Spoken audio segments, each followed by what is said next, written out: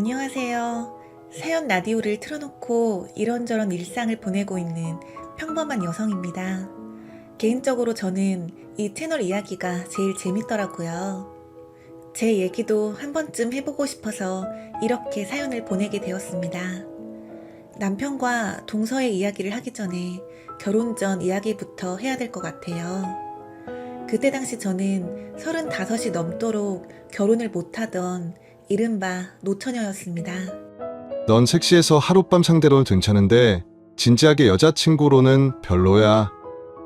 이런 이야기를 들은 적이 꽤 많았던 노처녀였어요. 제가 보기엔 얼굴이 못생긴 건 아닌데 여자들 사이에서는 예쁘다는 말도 많이 듣는 편이었는데도 남자가 주변에 없었습니다. 섹시하다는 말도 많이 들었고 글래머라는 이야기도 많이 들었지만 가장 많이 들었던 이야기는 인상이 좀 세 보인다는 이야기였어요. 하지만 저에게 그런 말을 했던 분들도 저를 여러 번 만나다 보면 제가 첫인상과는 다르게 괜찮은 사람이라고 하셨죠. 왜 볼매라고 하잖아요. 볼수록 매력 있는 사람이요. 첫인상이 좋은 사람 중에서도 만나면 만날수록 별로인 사람도 많은데 저는 오히려 반대라는 말을 많이 듣는 편이었습니다.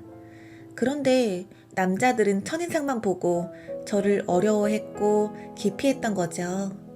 남자들은 좀 그런 게 있는 것 같아요. 자기보다 좀 연약하고 만만한 여자를 좋아하는 기질이요. 그래서 상대적으로 세 보이는 저 같은 여자는 매력을 못 느끼거나 어려워하는 분들이 많으셨죠. 그런 부분은 저도 알고 있었습니다. 그래서 결혼 안 하고도 평생 살 생각을 하고 있었죠. 그러다 운 좋게 조건 맞는 사람과 결혼하면 되는 거라고 단순하게 생각을 했었으니까요. 그런데 결혼을 못하니 외롭긴 하더군요. 주말에 연락 오는 사람 한 명 없고 친구들은 결혼했다, 아이 낳았다 하면서 하나둘 가정을 꾸려나가는 모습을 보니까 부럽기만 했습니다. 인상을 좀 바꾸고 싶어서 날카롭게 그리던 눈썹도 부드럽게 바꾸고 했는데도 기존에 제 강한 인상을 바꾸는 건 어렵더라고요. 그래서 30살 넘어갈 때쯤엔 그냥 생긴 대로 살아야겠다 라고 생각하고 평생 일이나 하면서 살 팔자다 싶어 일에 미쳐서 살았습니다. 그렇게 일만 하다 보니까 욕심이 생기더군요. 잘 나가는 커리어 우먼이 되고 싶어졌습니다. 결혼한 친구들도 오히려 그런 저를 부러워하는 눈치였습니다. 결혼하면서 자존감이 많이 낮아졌던 친구들과 달리 저는 혼자 살아도 잘 살 것 같아 보였던 거죠. 하지만 저는 솔직히 늘 외로웠어요. 그리고 저도 여자잖아요. 가끔 밤이 외롭기도 했습니다. 그래서 클럽에 가서 남자 하나 꼬셔서 하룻밤 잘까 싶기도 했지만 그렇게 저 스스로를 함부로 대하고 싶지 않았습니다. 아무리 외롭다고 아무나 만나고 싶지는 않았습니다. 어찌됐든 35살이 되도록 일만 하다 보니 커리어는 쌓였지만 제 주변에는 아무도 없더군요. 힘들 때 혹은 몸이 아플 때 곁에 아무도 없다는 생각이 들 때면 독거노인이 된 것처럼 처참한 기분이 들기도 했습니다. 우리 미쓰리는 너무 섹시하고 일도 잘하는데 왜 남자가 없을까? 너무 독하게 일만 하고 살아서 그런 거 아니야? 퇴근도 좀 일찍 하고 소개팅도 하고 남자를 좀 만나봐. 팀장님, 그런 말만 하지 말고 남자나 소개해주세요. 나도 널 소개시켜주려고 주변 친구들한테 사진을 좀 보여줬는데 이가 좀 무섭게 생겼다고 그러더라고. 아, 내가 너무 솔직했나? 아, 정말요? 제가 그렇게 무섭게 생겼어요? 나는 그렇게 생각 안 해. 우리 미쓰리가 얼마나 착한데. 게다가 능력도 출중하고 남자들이 참 보는 눈이 없단 말이야. 내가 총각이면 널 어떻게든 꼬실 텐데 말이야. 유부남은 딜지 내가 이혼하고 오면 받아줄 수 있겠어? 처녀한테 농담 함부로 하지 마세요. 전 유부남도 싫고 이혼남도 싫어요. 직장 사람들에게 이런 발언들을 들으면서도 독하게 일만 했습니다. 그 업계가 여자가 살아남기 힘든 분야였지만 그 분야에서는 최고가 되고 싶었죠. 뭐든 한번 발을 붙이면 끝을 내야 하는 성격이기도 했습니다. 그런데 어느 순간 나이가 들기 시작하니 승진해서 탈락하더군요. 요즘 시대의 리더십이 아니라는 이유로 팀장 자리에서 떨어지기도 했습니다. 저는 이해가 안 갔습니다. 요즘 시대의 리더십이 뭘까요? 그러니까 다른 여자들처럼 고분고분하지 않고 너무 강하게 팀원들을 대한다는 뜻이었을까요? 물론 부하 직원들에게 저는 부드러운 편은 아니었습니다. 늘 딱딱했고 성과 중심주의였죠. 그게 뭐 어떤가요? 그게 솔직한 거 아닌가요? 그런데 요즘 애들은 저녁 6시가 되면 딱 퇴근해서 저녁이 있는 삶을 꿈꾼다는데 저는 그게 너무 이해가 안 가더군요. 그래서 언제 돈 벌고 승진하고 성공하나 싶어서요. 그러다 보니 저는 팀원들에게 늘 강하게 업무를 압박하는 스타일이긴 했습니다. 선배, 너무 깐깐하신 거 아니에요? 열심히 했단 말이에요. 난 너한테 열심히 하라고 한 적 없다. 잘하라고 했지. 그리고 한 번은 여자라는 이유로 승진해서 떨어진 적이 있었습니다. 저는 미혼 여성인데 상대 경쟁자는 아이가 둘이나 딸린 가장이라고. 그 이유를 들었을 때 정말 허탈하더군요. 내가 왜 이 나이 먹도록 결혼도 안 하고 일만 했던 건가 싶고요. 그렇게 자꾸 승진해서 미끄러지기 시작하니 회사 일에 의욕이 떨어지기 시작하더군요. 저와 동기였던 남자들이 저보다 높은 자리에 올라가는 꼴을 보니 속이 쓰렸습니다. 자존심도 엄청 상하고요.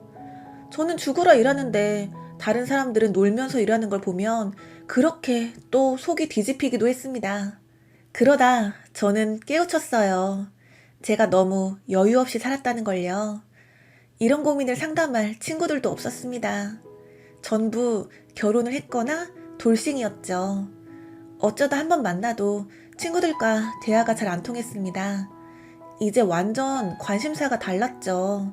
만나서 주구장창 자신들 애들 얘기만 하는데 저는 친구들 사이에서 소외되고 있었습니다. 그러다 고등학교 동창회에 나가게 됐습니다. 매번 일이 바쁘다는 핑계로 나가지 않았었는데 승진해서 매번 탈락하면서 그때에는 일을 줄여나가고 있었기에 가능했습니다. 저도 이젠 저녁 6시 정시에 퇴근을 했고 저녁에 있는 삶을 표방하면서 삶의 질을 높여나가고 싶었기 때문이죠. 그런데 그곳에서 저는 저의 첫사랑과 딱 부딪혔습니다. 어머, 너 준건이 아니야? 야, 오랜만이다. 너무 반가워. 얼굴 그대로네? 우와, 진짜 오랜만이네. 일이 바빠서 한참 동안 동창회 안 나오더니 오늘은 왔네? 너도 정말 그대로다. 나 네 얼굴 진짜 보고 싶었어. 왜 이렇게 얼굴 보기 힘든 거야? 도대체 얼마만이야? 잘 지냈지? 안 그래도 네 결혼 소식 몇 년 전에 들었었어. 와이프랑은 잘 지내? 와이프? 글쎄, 헤어진 지 꽤 돼서 잘 모르겠네. 나 지금 이혼하고 혼자 살아. 너는 어때? 결혼 안 해? 아니면 한 건가? 아니, 아직 안 했어. 아, 곧 한다는 거야? 오늘 결혼 소식 전해주려고 온 건가? 아니, 무슨 소리야. 그런 거 아니야. 지금까지 죽어라 일만 하느라 결혼은커녕 연애도 몇 번 못 해봤어. 근데 너 이혼한 거 나 몰랐어. 어쩌다가 이혼한 건지 모르겠지만 상심이 많이 컸겠다. 아니야. 이제 헤어진 지 꽤 돼서 내가 결혼했었는지도 기억이 가물가물해. 그래? 그럼 너무 다행이고. 그나저나 너 여전히 너무 멋있다. 너도 여전히 예쁘다. 30대인데도 너무 섹시하고 동안이야. 정말? 사람들은 나한테 세 보인다고만 하던데. 고마워. 되게 부끄럽다. 너 같은 여자를 만났어야 되는데 진짜 이혼 후에 많이 후회했어. 그렇게 오랜만에 봤는데도 여전히 좋더라고요. 제 마음에 불이 타올랐습니다. 제 평생에 이혼남을 사랑할 일은 없을 거라고 생각하면서 살았는데 막상 첫사랑이었던 남자가 이혼남이라니 오묘한 기분이 들더군요.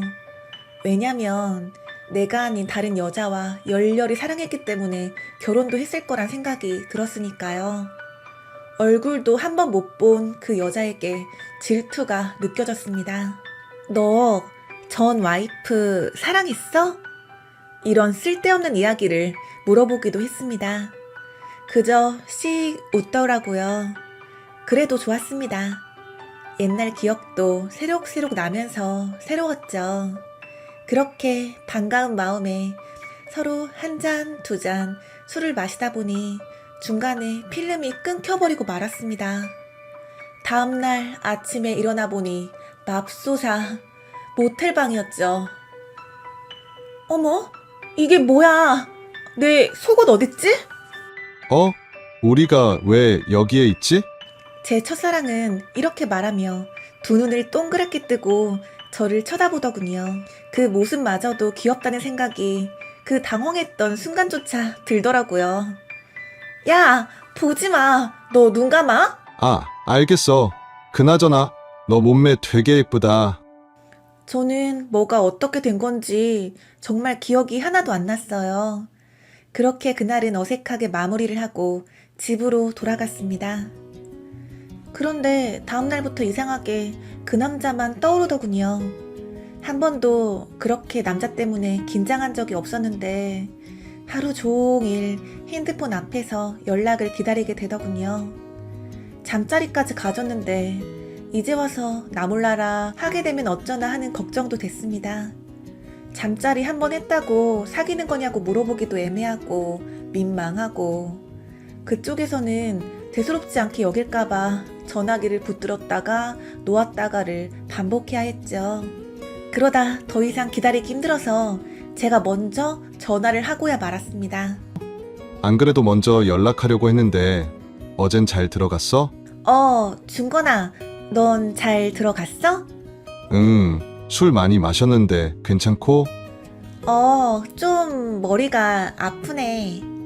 있잖아, 준건아. 나 정말 용기 내서 하는 말인데 우리 사귀면 안 될까? 이렇게 저는 자존심 같은 거 다 내려놓고 제가 먼저 사귀자고 말을 했습니다. 살면서 제가 이렇게 적극적으로 연애에 나선 적은 이번이 처음이었죠. 첫사랑도 처음에는 당황스러워 하더니 저의 적극적인 구애에 넘어가더군요. 그렇게 저희의 연애는 시작되었습니다. 첫사랑이었던 남자와 15년 만에 다시 만나서 사랑을 하게 되니까 모든 게 새롭더군요. 인연이 되려고 이렇게 돌고 돌아서 서로를 만난 건가 싶어서 운명이라고 여겨지기도 했습니다. 사귄 지 3달쯤 됐을까요? 나이가 나이인 만큼 얼마 가지 않아 저희는 결혼까지 약속을 하게 되었습니다. 남자친구는 이혼했다는 핸디캡 때문에 망설였지만 곧 결혼 준비에 박차를 가했죠. 양가 부모님은 저희보다 저희 둘의 결혼을 기뻐해 주셨습니다. 특히 저희 부모님은 좋아서 동네방네 소문을 내고 다니실 정도였습니다. 우리 딸, 평생 노처녀로 늙어 죽을 줄 알았던 딸이 좋은 배필을 만나서 결혼을 하니까 나 너무 좋아. 내가 이제 너 결혼하면 죽어도 여한이 없다니까. 다른 사람들이 이혼남하고 결혼한다고 뭐라고 해도 나는 아무 상관이 없어. 지금 네 나이가 35인데 오히려 생초보랑 결혼하는 것보다야 낫지 안 그러냐? 결혼 한 번 했다가 실패해본 사람이니까 너한테 더 잘해줄 거라고 생각하고 좋게 생각할 거야, 엄마는. 그러니까 걱정하지 말고 둘만 잘 사귀면 된다. 알았지? 그나저나 우리 사위 왜 이렇게 잘생긴 거야? 엄마는 잘생긴 남자랑 결혼한 친구들 보면 그렇게 부러웠는데 우리 딸 성공했다. 정말 부럽다. 남자 얼굴 파먹고 사냐고 하는 사람들 있는데 내가 보기엔 남자 얼굴 너무 중요한 것 같아. 잘생긴 우리 사위 최고야, 최고. 엄마, 푼수처럼 왜 그래? 누가 보면 엄마가 결혼하는 줄 알겠다. 어쩜 나보다 더 좋아하네? 엄마는 너무 좋아. 엄마가 새 신부 된 기분이야. 저희 엄마는 사위의 이혼 사실에 처음에는 조금 실망하시긴 하셨지만 금세 받아들이시고는 오히려 좋게 생각하셨습니다. 이후 저희는 양가 부모님들의 축복을 받으면서 결혼식을 올렸습니다. 버진 로드를 걸어가는데도 이게 꿈인가 생시인가 싶더군요. 참 만감이 교차했습니다. 하지만 결혼한 지 얼마 안 돼 자꾸 안 좋은 일이 생기기 시작했습니다. 늦은 나이인지라 임신을 빨리 하고 싶어서 산부인과에 다니기 시작했는데 그곳에서 저는 제 자궁에 근종이 있다는 걸 발견하게 된 것입니다. 물론 심각한 것은 아니었습니다. 의사 선생님도 별거 아니라고 할 정도였고 임신도 충분히 가능하다고 위로해 주셨죠. 하지만 이후에 저는 유방암까지 진단을 받았습니다. 이 또한 초기여서 다행히 수술로써 해결이 되었어요. 그러고 보니 이제껏 저는 일만 하느라 제 몸은 제대로 관리도 안 하고 살았더군요. 그동안 제 몸이 썩어가고 있는 것도 눈치채지 못했던 것입니다. 그래서 괜히 남편에게 미안해지더군요. 몸 관리도 제대로 못해서 결혼하자마자 병원 신세라니. 미안해 자기야. 내가 정말 인생 헛살았나 봐. 나 가슴 많이 미워졌지. 그래도 가슴 예쁘단 말 많이 들으면서 살았는데 이마저도 유방암 때문에 이렇게 망가졌네. 그동안 직장에서 일만 잘하면 성공하는 줄 알고 살았어. 결혼도 연애도 못하면서 일만 했는데 너무 허무하다. 일만 하느라 내 몸은 암덩어리가 번져가고 있던 것도 몰랐어. 여보, 너무 자책하지 마. 우리가 20대도 아니고 조금씩 노화되는 건 당연한 거야. 얘 얼굴 좀 봐봐. 자기처럼 탱탱하지도 않고 쭈글쭈글하잖아. 우리 나이 되면 이래저래 신호가 오기 마련인 거야. 그래도 얼마나 다행이야. 다행히 가촉이라서 의사 선생님도 걱정할 거 없다고 했잖아. 그치? 그러니까 너무 심란해하지 말고 기운 내. 내가 있잖아. 난 당신이 어떤 모습이든지 다 좋아. 그리고 지금 가슴도 충분히 예뻐. 남편은 저를 꼭 안아주었습니다. 세상에 이런 사람을 왜 이제야 만났을까 싶을 정도로 따뜻했습니다. 그렇게 남편의 도움을 받고 치료를 했습니다. 만약 결혼을 안 한 상태에서 암 치료를 해야 했다면 어땠을까 생각해보니 끔찍하더군요. 다행히 암 치료를 마치고 나서 몸은 정상적으로 돌아왔습니다. 이제 임신만 하면 정말 완벽한 결혼 생활을 할 수 있을 것 같았어요. 하지만 그건 제 욕심이었습니다. 남편과 저는 임신이 안 되는 몸은 아니었습니다. 그렇다고 단번에 되는 몸이 아니었던 거죠. 노력하면 충분히 임신할 수 있다는 뜻이었지만 반대로 그 말은 노력이라는 걸 언제까지 해야 하는지 아무런 기약이 없다는 뜻이기도 했습니다. 임신 준비가 1년에서 2년으로 길어지고 5년이 되어가는데도 건강한 임신이 어렵더군요. 처음에 한두 번은 임신이 되기도 했습니다. 그러다 유산이 되었어요. 난임 치료를 하면서 제일 힘들었던 건 막연암 때문이었습니다. 차라리 안 된다고 임신이 안 되는 몸이라고 했다면 그렇게까지 노력하지 않았을지도 모르겠습니다. 하지만 이게 될지도 모른다는 희망이 있다 보니 제 삶이 피폐해지는 거였죠. 그리고 그런 희망 고문은 5년에서 10년으로까지 연장이 되었습니다. 하늘이 정말 원망스럽더군요. 이렇게까지 기다리고 노력하는데 아이를 주시지 않으시다니. 다른 부부들은 잘만 가지던데 말입니다. 임신 준비를 위한 근 10년 동안 노력하면서 저의 몸과 마음은 모두 망가져 갔습니다. 일도 그만둬야 돼서 자존감도 바닥이었죠. 유산할 때 심하게 하혈해서 응급실에 실려간 적도 있었습니다. 그럴 때면 내가 왜 이렇게 살고 있지 싶어서 죽고 싶을 때도 많았습니다. 임신이 안 되니 여자로서의 자존심도 너무 상해서 남편과 싸우기도 많이 했습니다. 하지만 그때마다 제 손을 잡아준 건 제 남편이었습니다. 자기야, 나 너무 슬퍼. 유방암 수술 이후로 가슴도 망가지고 이제는 마음도 몸도 다 망가진 기분이야. 나 나이가 너무 많아서 곧 폐경이 올지도 모르는데 나 죽기 전에 아기는 가질 수 있을까? 내가 결혼 전에 너무 몸을 혹사해서 이러는 것 같아서 내 자신이 너무 싫어. 여보, 걱정 마. 마음이 편해야 가질 수 있는 거야. 아니다. 우리 그냥 아이 갖지 말자. 일부러 부부끼리 사는 사람들도 있다잖아. 당신 일을 다시 하는 건 어때? 그냥 이렇게 평생 살아도 나는 괜찮아. 진심이야. 그러다 보면 우리에게 보물이 찾아올지도 모르잖아. 우리 마음 편하게 갖자. 알았지? 고마워, 여보. 당신 아니었으면 나 10년 동안 못 버티고 중간에 그만뒀을 거야.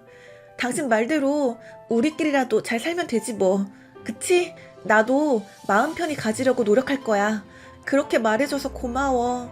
우리는 그렇게 서로의 상처를 보듬어주면서 아이 없이 살아가기로 결심을 하게 되었습니다. 그렇게 마음을 놓기 시작하니 좀 편해지더군요. 임신을 위해서 먹을 것을 많이 가렸었는데 그 후로 먹고 싶은 거 막 먹고 다녔습니다. 평소에는 몸 관리한다고 인스턴트도 안 먹었는데 말이죠. 그러다 저는 주변 사람들을 통해서 이상한 소문이 돌고 있다는 사실을 듣게 되었습니다. 저희 둘 사이는 더없이 좋았는데도 불구하고 이혼한다는 소문이 돌았던 것입니다.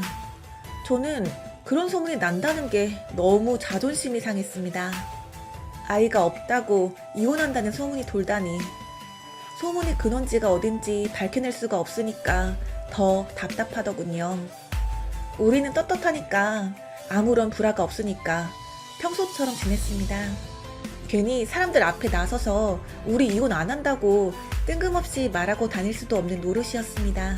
그러다 이혼 소식은 저희가 아닌 뜻밖의 곳에서 들려왔습니다. 그건 바로 서방님에게서였습니다. 뭐? 서방님이 이혼을 한다고요? 아유, 세상에, 말도 안 돼. 네? 왜도요? 어머머? 동서 그렇게 안 봤는데 어머님은 그 사실을 어떻게 하셨어요? 소문이요? 확실한 건 아니라는 얘기시죠? 어머니, 그럼 아닐 거예요. 우리 준건 씨가 워낙 동서하고도 친하잖아요.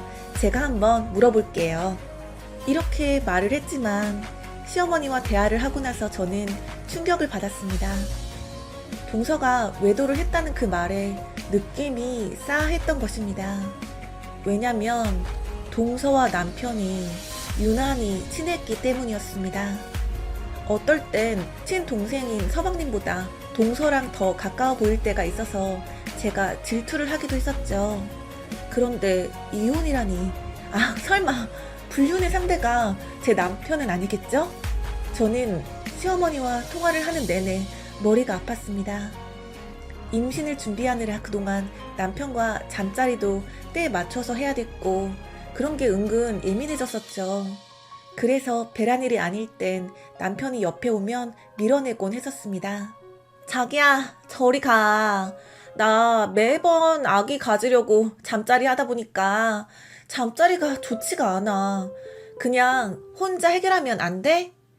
이렇게 말하면서요. 남편은 그런 제 행동에 상처를 받긴 했지만 저는 남편이 그 모든 걸 이해해야 된다고 생각했죠. 그러고 보니 요즘엔 남편과 관계를 거의 안 하고 있었습니다.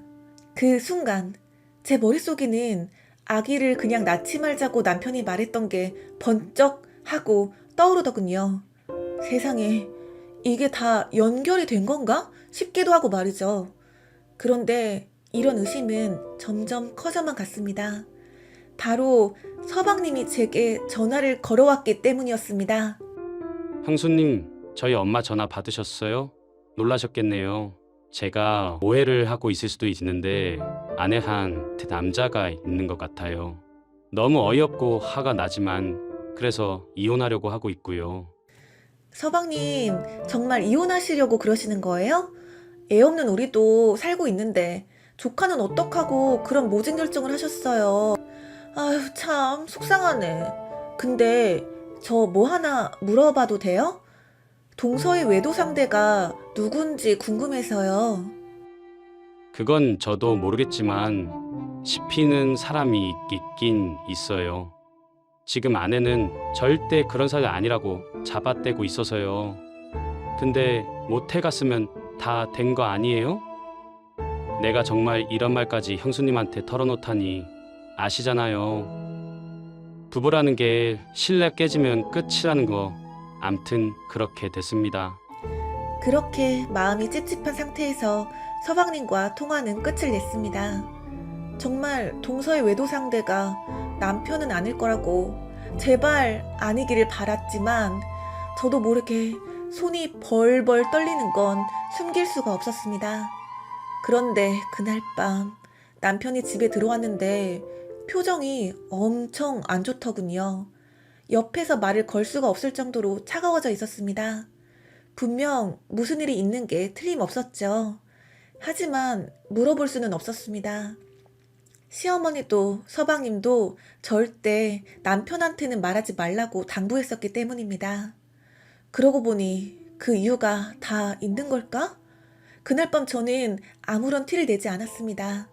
대신 잠자리를 가져보려고 남편 옆으로 다가갔죠.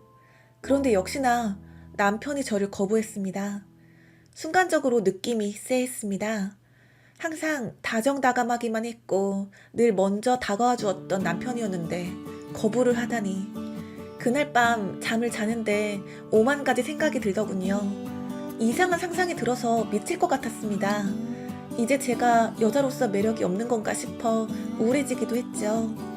아이가 없어도 잘 살 수 있다고 했던 그 말들은 전부 거짓말이었던 걸까요? 아이가 없이 산다는 건 잠자리조차 하지 않고 그냥 룸메이트처럼 살자는 말이었던 걸까요? 다음 날까지도 제 머릿속은 온통 이상한 상상으로 가득했습니다. 동서랑 그렇고 그런 사이는 아닐 거라고 수천 번 마음을 다잡아도 좀처럼 가라앉지 않았죠. 그렇게 신난에 있는데 동서가 집으로 찾아왔습니다. 저는 심장이 쿵 내려앉았습니다. 진짜 두 사람이 무슨 관계가 있는 것 같아서 말이죠. 동서는 아주 어두운 표정이었습니다. 저는 의연한 척 연기하면서 일단 동서 보고 식탁에 앉으라고 했어요. 그런데 동서의 입에서는 뜻밖의 얘기들이 쏟아져 나왔습니다. 형님, 제가요 너무 억울해요.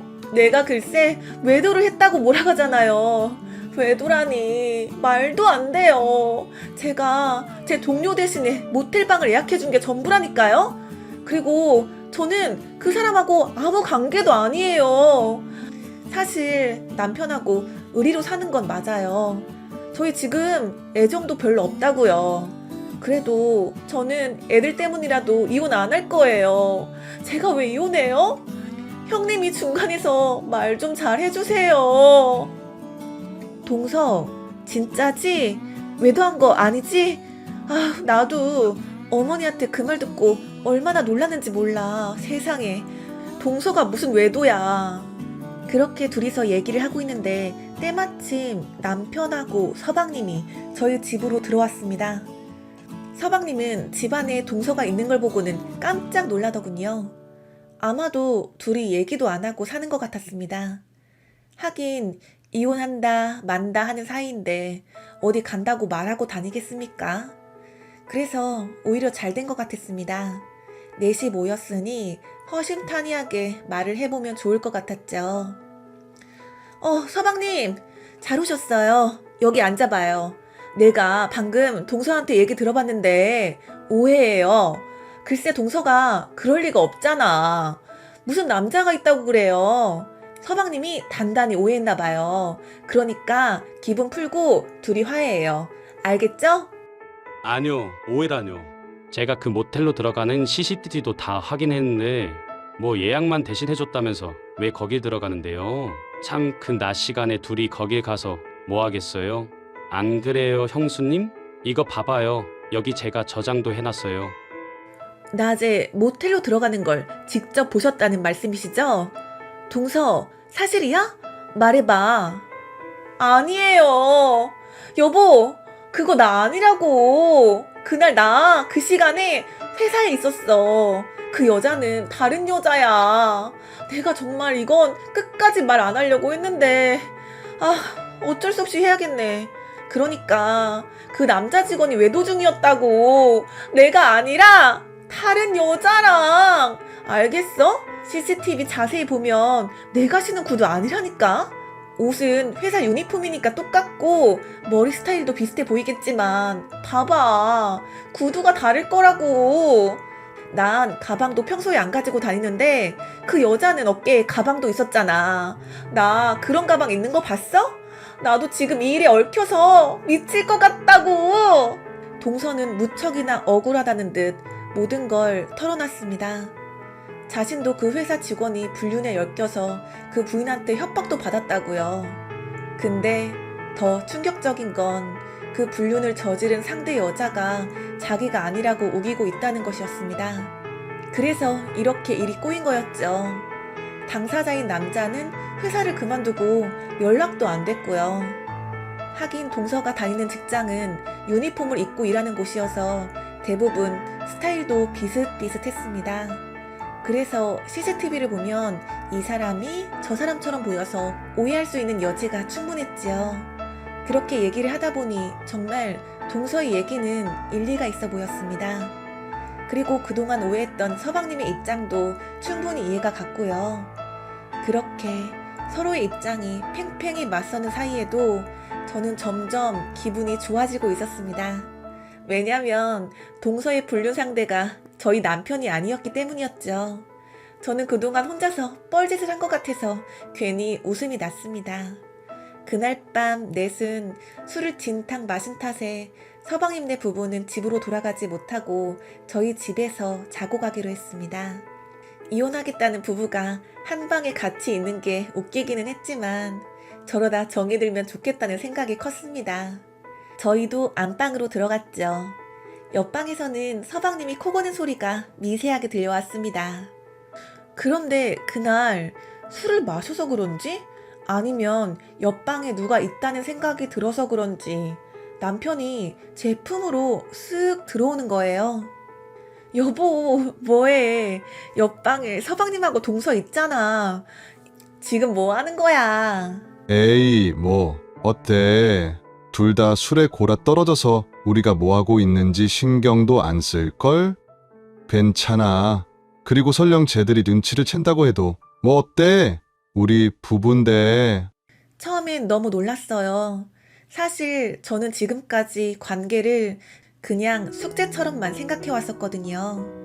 배란 일이 아니면 하기 싫었어요. 그저 오로지 아이를 임신하기 위해 관계를 해왔던 터여서 그런지 그날 기분이 진짜 오묘하더군요. 옛날 생각도 나고요. 게다가 옆방에 누가 있다는 생각이 드니까 짜릿하고 심장이 쫄깃쫄깃해지기도 했습니다.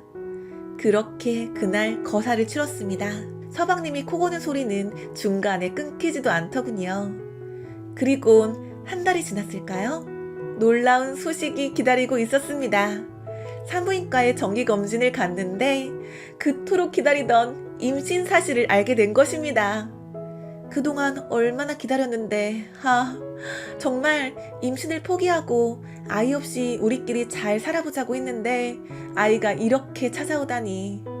그날 임신했다고 산부인과 의사 선생님이 말씀해 주시는데 눈물이 뚝뚝 흘러내리기까지 했습니다. 저는 임신 사실을 남편에게도 알렸습니다. 본인도 그저 놀랍기만 한지 그날 바로 퇴근해서 집으로 돌아오더군요. 참 세상이 일 뜻대로 안 되는구나. 10년 동안 뼈저리게 느꼈었는데 그래도 다행스럽게도 아이가 찾아오셔서 너무 기뻤습니다. 이후 저는 출산을 위한 최적의 상태가 되기 위해 몸조심을 했습니다. 태교를 위해서 음악도 많이 듣고 책도 많이 읽었죠. 그러는 그 순간순간이 너무 행복했습니다. 다행히 아이는 건강하게 제 몸에 자리를 잡더군요. 이제 우리 부부 사이에는 아무런 문제도 없었고 행복한 미래만 펼쳐질 것만 같았습니다. 그러나 저희 부부와 달리 서방님네 부부 사이는 점점 나빠져만 갔습니다. 그날 밤 둘이 화해한 줄 알았는데 아니었나 보더군요. 아이 때문에 이혼을 하진 않았지만 별거 상태가 된 것 같았습니다. 이대로 둘을 놔둬도 좋을지 기분이 찝찝했습니다. 저도 임신을 해서 그런지 더 이상 서방님네 부부 일에는 신경을 쓰지 않게 됐습니다. 어떻게 얻은 아이인데요. 다른 사람들 생각할 여유가 저는 없었던 것입니다. 10개월 동안 아이는 제 몸에서 무럭무럭 커갔고 아무 탈 없이 출산까지 하게 되었습니다. 그 순간순간 모든 게 힘들었지만 너무 행복했습니다. 그리고 1년 동안 독박 육아를 하면서 신생아를 돌봤습니다. 이 또한 엄마가 되어가는 과정이라고 생각하면서 열심히 제 몸 건강을 생각하지 않을 정도로 최선을 다했죠. 그렇게 10년 만에 얻은 아이의 돌잔치 날이 되었습니다. 아이를 임신하고 출산해서 키운 지난 2년 동안 정말 말이 안 되게 살이 쪄 있었습니다. 연예인들 보면 출산하자마자 몸 관리한다고 다이어트도 하고 하던데 저는 그럴 여유도 그럴 생각도 전혀 안 하고 있었죠. 저는 오로지 제 아이를 건강하게 키우는 것에 목표가 있었으니까요. 근데 막상 돌잔치에 입을 만한 옷도 눈에 들어오지 않더군요. 거의 2년 만에 사람들 앞에 모습을 드러내는 셈이었는데 살이 확 찐 아줌마가 되어 있는 모습을 보여주기가 싫었습니다. 그래서 그날부터 일주일만이라도 살을 빼보려고 노력했죠. 하지만 그 노력은 10분도 안 돼 물거품이 되었습니다. 아이를 하루 종일 돌보느라 체력이 늘 방전되기 마련이었으니까요. 짜잔, 이거 봐. 어때? 어머? 이게 뭐야? 연세점 갔다가 사왔어. 당신이 돌잔치 때 뭐 입을까 고민하는 것 같아서 마음이 많이 쓰이더라고. 그렇다고 한복을 입는 건 아닌 것 같아. 난 한복은 싫어. 안 그래도 늙었는데 더 늙어 보일 것 같아서 돌잔치 온 사람들이 늙은 아빠라고 하면 좀 창피할 것 같아. 연세점 직원한테 말해서 제일 잘 나가는 걸로 사온 거야. 당신 예전에는 이렇게 예쁜 원피스 많이 입었잖아. 그리고 당신 지금 살쪘다고 실망해 있지 마. 나는 지금 그런 모습도 다 예쁘니까. 알았지? 얼른 이거 한번 입어봐. 고마워, 자기야. 저는 그 옷을 받아드는 순간 눈물이 날 것 같았습니다. 제 고민을 알았는지 남편이 중국 출장을 다녀오면서 예쁜 원피스를 하나 사왔더군요. 너무나 고급스러운 원피스였죠. 그렇다고 과하게 노출이 있지도 않았고 색상도 요즘 유행하는 블루 색상이었습니다. 무엇보다 남편이 저를 생각해주는 그 마음이 너무 고마웠죠. 아내가 살찐 모습까지 예쁘다고 말해주는 남편이 세상에 몇 명이나 되겠습니까? 물론 빈말이라는 거 잘 알죠. 그래도 그런 말 한마디 한마디가 너무 감사하고 고마웠습니다. 마치 2년 동안, 아니 지난 12년 동안 고생 많이 했다고 제게 주는 선물인 것 같았습니다. 옷을 입어봤는데 저한테 사이즈도 딱이었습니다. 그거 입으니까 몇 년은 젊어진 것 같았죠. 그리고 대망의 돌잔치 날이 되었습니다. 오시는 분들마다 원피스 이쁘다고 말씀해 주셨고 10년 동안 임신이 안 돼서 고생했던 것도 다들 격려해 주시면서 진심으로 축하해 주셨죠.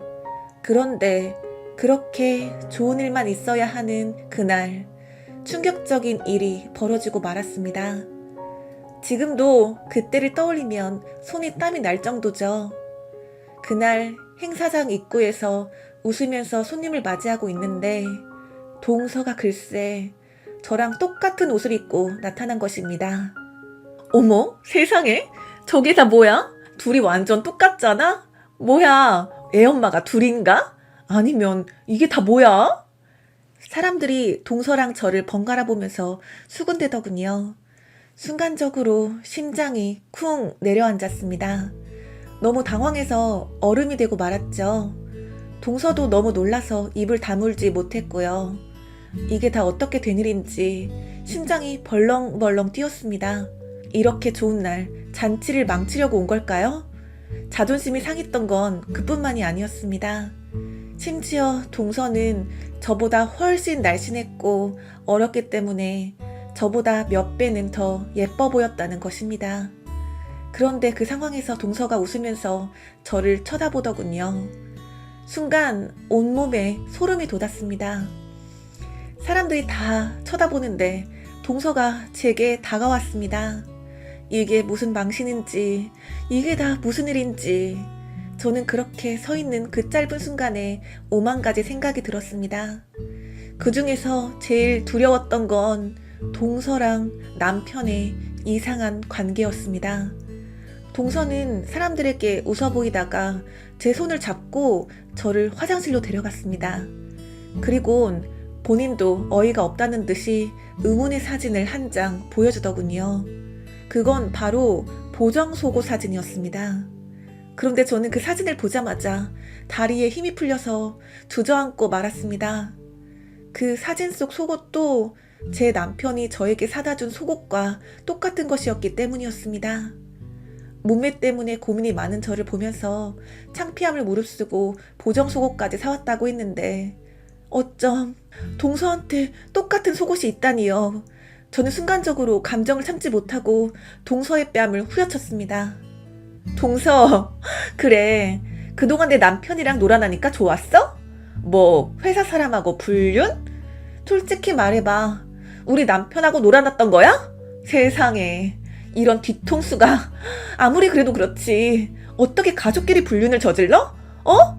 네가 그러고도 사람이야? 그런데 뺨을 맞은 동서는 어이가 없다는 듯 제 손을 붙잡고 놀라운 얘기를 해주더군요. 어머, 아니에요 형님. 그게 다 무슨 말씀이세요? 어쩜 그렇게 오해를 하세요? 말도 안 돼요. 이거 그이가 중국 출장 갔다 오면서 사온 거라고요. 화해 선물이라고요. 그래서 어제부터 별거 끝내고 같이 지내고 있는데 저도 혹시 우리 남편이 사온 건가 싶어서 놀란 거라고요.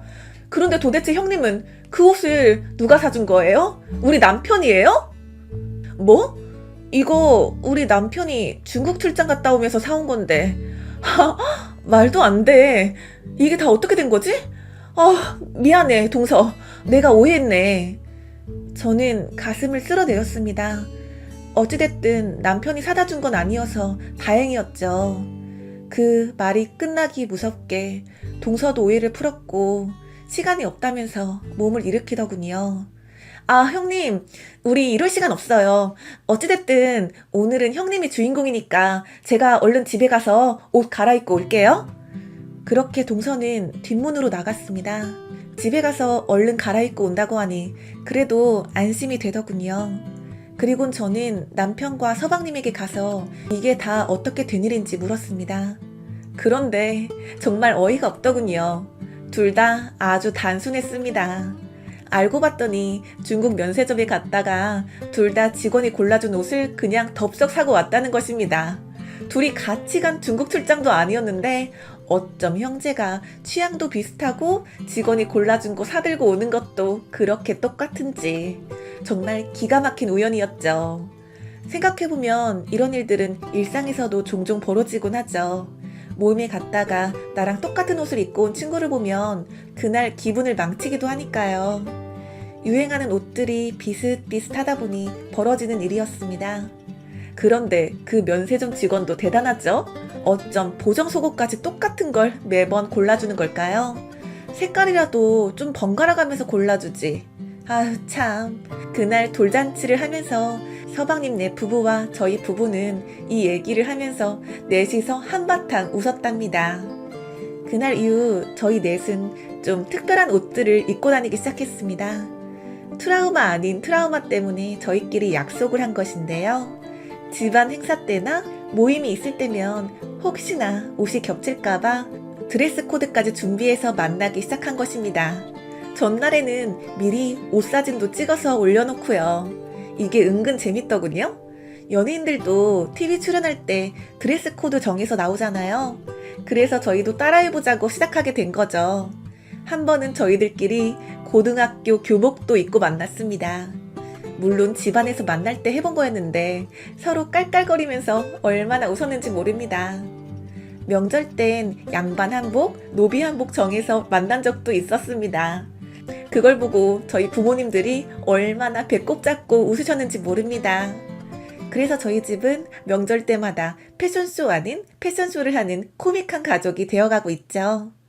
사는 게 뭐 별겁니까?